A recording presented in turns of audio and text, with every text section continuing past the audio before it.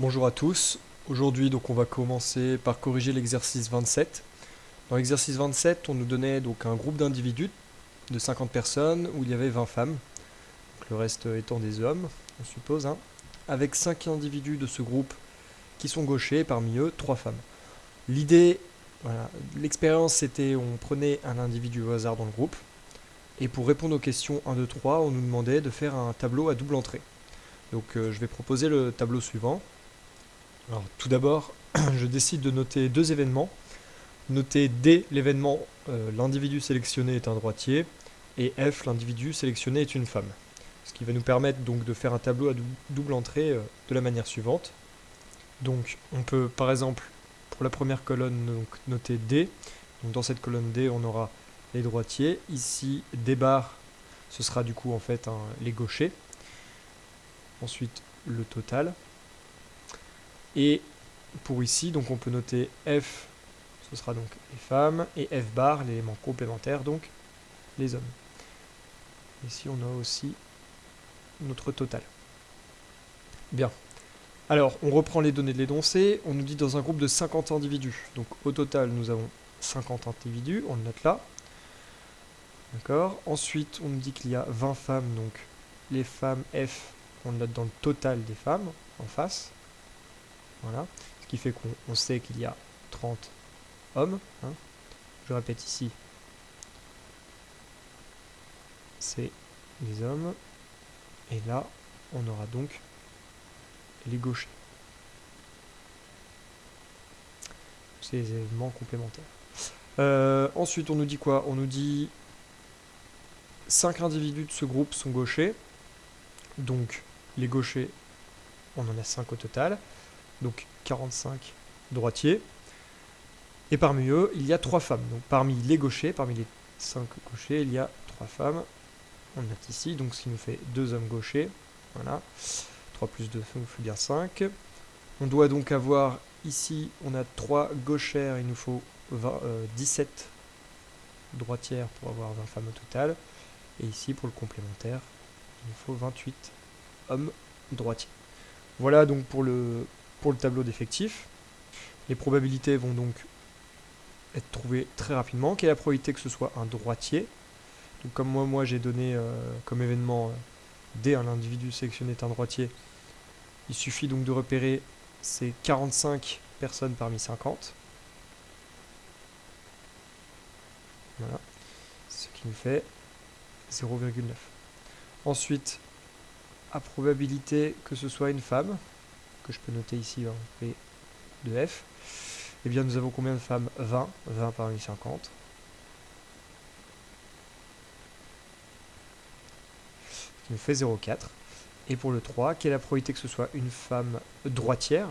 Donc dans ce cas-là, je peux noter, moi, avec les notations de mes événements, c'est F intersection D. On veut que ce soit à la fois une femme et qu'elle soit droitière. Hein. Donc dans notre tableau, on repère ça où?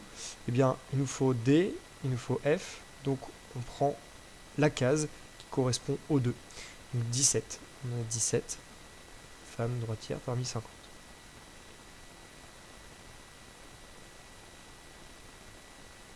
Ce qui nous fait 0,34.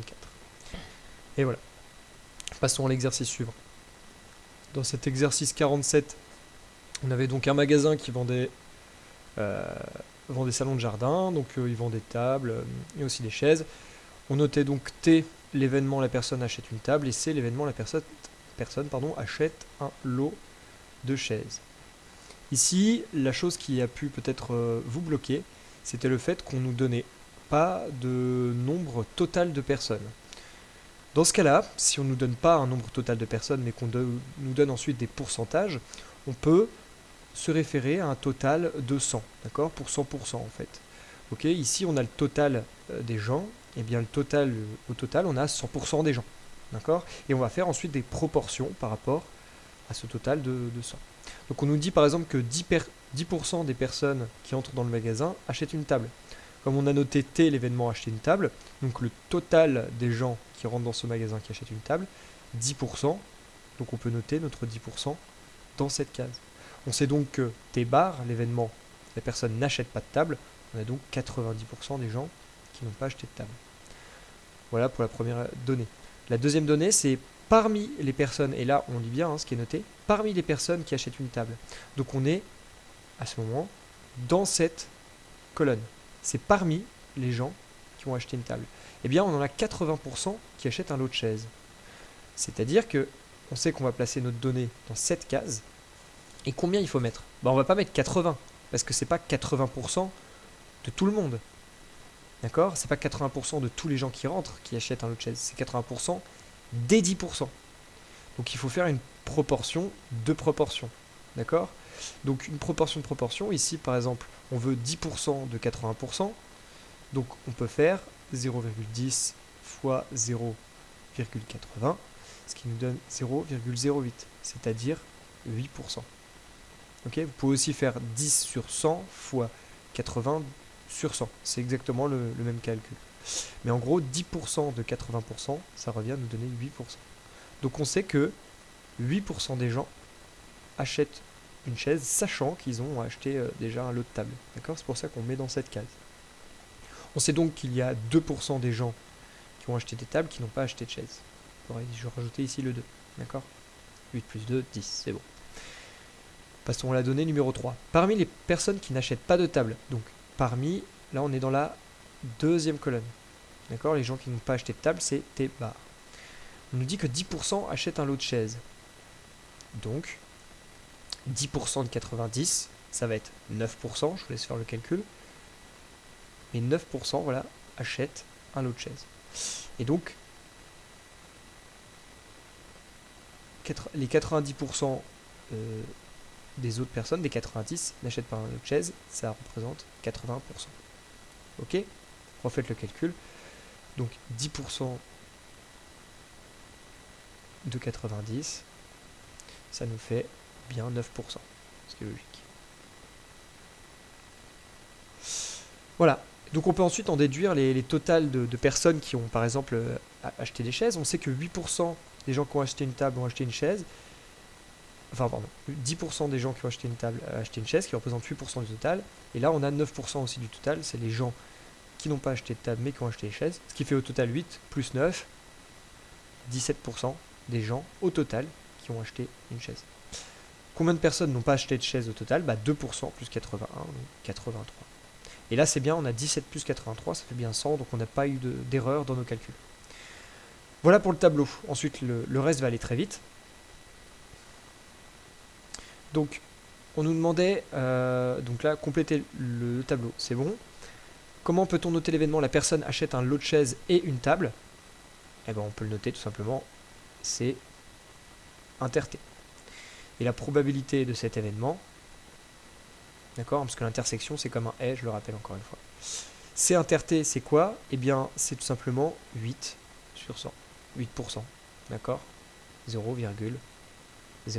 Parce que C inter T, on regarde dans cette case-là, là où il y a le C et il y a le T, d'accord, on a 8% des gens qui ont acheté une table et une chaise. Petit b, on va aller vite. Avec les notations de l'énoncé, comment peut-on noter l'événement? La personne achète un lot de chaises mais n'achète pas de table.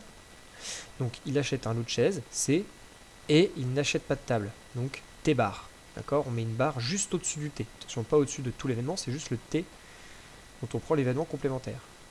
Et donc probabilité de C inter T bar, cette fois-ci on va regarder dans cette case.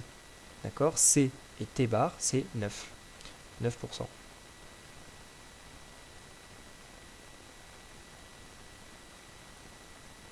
Et voilà. Le 0, on le refait bien. Voilà. 3. Soit l'événement, la personne a acheté au moins un des deux articles en vente. C'est-à-dire, comment peut-on noter cet événement avec les notations d'énoncé? Eh bien, acheter au moins, ça veut dire acheter une chaise ou une table ou les deux, d'accord? C'est-à-dire que c'est l'événement, c'est union T. Ok? On a acheté une chaise ou une table, ou les deux, parce que la réunion de l'événement, ça prend aussi en compte dès qu'on fait les deux. Donc, petit b, la question, c'est de calculer cette probabilité. Donc la probabilité de C union T, c'est la probabilité de C plus la probabilité de T, moins la probabilité de C intersection T. Probabilité d'acheter une chaise, on l'a, c'est 17 sur 100. Plus probabilité de T. Probabilité de T, c'est 10 sur 100. Moins la probabilité de C inter T. C inter T, on l'a déjà, hein, c'est 8 sur 100. On a ici des fractions qui sont toutes sur le même dénominateur, hein, d'accord, donc on peut directement additionner. 17 plus 10 moins 8, ça nous fait donc 19 sur 100. Ou autrement dit encore 0,19. Voilà la probabilité qu'une personne qui soit rentrée dans le magasin ait acheté une chaise ou une table ou les deux. Qu'elle ait acheté au moins un des deux articles en vente. On passe à l'exercice suivant. Donc dans cet exercice, nous avions des rats de laboratoire, il y en a qui étaient dressés, d'autres sauvages, et ils pouvaient faire certaines choses, attraper un fromage, ouvrir une trappe, allumer une lumière. Alors on nous dit 40% des rats sont sauvages parmi 100 rats. D'accord, donc c'est comme si on avait 100%, mais là on nous dit même qu'on a 100 rats, donc c'est plus pratique. 40% des rats sont sauvages. Ok, on met le 40 ici, et on sait du coup qu'il y en a 60 qui sont dressés. 35% des rats peuvent allumer une lumière. Donc on ne dit pas que ça appartient à un domaine particulier, hein, c'est 35% des rats peuvent allumer une lumière, donc on met notre 35 ici. 60% des rats dressés, ah, attention ici, c'est des rats dressés, ok. Donc c'est parmi ceux qui sont dressés, 60% attrapent le fromage. Donc il faut faire 60% de 60, d'accord, parce que ici, le total dressé, on en a 60, et il faut faire 60% des rats dressés. Donc 60% de 60, ça nous donne combien? Ça nous donne 36. Il y a 36 rats dressés qui peuvent attraper du fromage. Pour faire le calcul, hein, 60% fois 60 est égal à 36. 10% des rats sauvages. Donc, un calcul, 10% des rats sauvages, donc 10% des 40, ce qui va nous faire 4 rats. Donc ils savent faire quoi, eux? Ils peuvent ouvrir une trappe. Ok. On en a 4 qui savent ouvrir une trappe. Le nombre de rats sauvages capables d'allumer une lumière, d'accord, le nombre de rats sauvages capables, rats sauvages, donc il va falloir les mettre ici, qui peuvent allumer une lumière, est égal à la moitié du nombre de rats dressés qui peuvent attraper un morceau de fromage. Donc est égal à la moitié de 36. Autrement dit, 18. On en a 18 ici. Et là, à partir de toutes ces données, on peut compléter tout le reste du tableau. Effectivement, on sait qu'il y a 40 rats au total qui sont sauvages, on en a 4 qui peuvent ouvrir une trappe, 18 qui peuvent allumer une lumière. Donc on peut supposer que ici, ceux qui peuvent attraper le fromage, donc 4 plus 18, 22, 40 moins 22, 18. Voilà. Ensuite, 36 plus 18 ici, on va donc avoir 54. Ok. Ensuite, 54 plus quelque chose plus 35 doit faire 100. Donc, il nous reste combien ici à mettre? Il nous reste 11. 54 plus 11 plus 35, ça va faire 100. Ouvrir une trappe, donc on en a ici un nombre plus 4 qui doit faire 11. C'est que c'est 7. 36 plus 7 plus quelque chose qui doit faire 60. Ça va nous donner 17. Il suffit de faire des soustractions, hein, pour trouver ces nombres. Typiquement ici, si on fait 60 moins 36 moins 7, on tombe sur 17. Et est-ce qu'on a bien tout rempli? Vérifions par exemple 17 plus 18, est-ce que ça fait 35? Oui, ça fait 35. Donc on a bien tout complété. Voilà les données qu'on devait trouver. Passons au petit 2. Bien, donc, alors j'ai noté toutes les questions. Donc la probabilité de A, quelle est la probabilité que le rat soit capable d'attraper le fromage? Bon, bah, on en a 54. D'accord, 54 sur 100. Donc on peut mettre directement 0,54. Quelle est la probabilité B qu'il soit dressé? Dressé, on en a 60 parmi 100. Donc 0,60. Ou 0,6, hein, on n'est pas obligé de mettre le 0 après le 6. A inter B. On nous demande de définir que veut dire l'événement A intersection B. Eh bien, c'est donc que le rat, il est dressé et il est capable d'attraper le fromage. Donc, on en a 36, d'accord, parmi 100. Donc 0,36. Ensuite, A union B. A union B, ça signifie le rat est dressé ou capable d'attraper le fromage, ou les deux à la fois. Donc dans ce cas-là, comment on fait? On peut faire P de A le classique, hein, P de A plus P de B, moins P de A intersection B. Et là, on a tout ce qu'on avait, on peut utiliser tout ce qu'on avait précédemment, c'est-à-dire 0,54 plus 0,60 moins 0,36. Ce qui nous donne, alors désolé pour l'écriture, hein, c'est assez petit, donc 0,54 plus 0,60 moins 0,36, ça nous fait 0,78. 78% de chance d'avoir redressé ou capable d'attraper le fromage, ou les deux à la fois. L'événement A bar, petit d, ça signifie que le rat il n'est pas capable d'attraper le fromage, et donc c'est tout simplement 1 moins la probabilité de A, c'est-à-dire 1 moins 0,54, donc 0,46. Et voilà.